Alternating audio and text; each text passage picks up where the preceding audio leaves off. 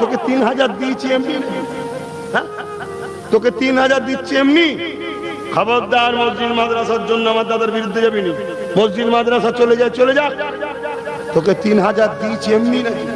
আমার গুণ গাইবি, লোককে বুঝা, লোককে বুঝা। আন্দোলনে কেউ যেন না যায়, আন্দোলনে কেউ যেন না যায়।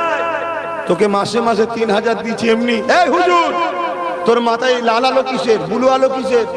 তোকে এমনি দিয়েছি, লোককে বুঝা, লোককে বুঝা। কোটি কোটি টাকা দিয়েছি এমনি। আমার দাদার বিরুদ্ধে আন্দোলন করা যাবে না। এই পীরজাদা, শুনছেন তো নাকি? এই পীরজাদা, এতদিন ধরে পুষিছি তোদের করে এমনি।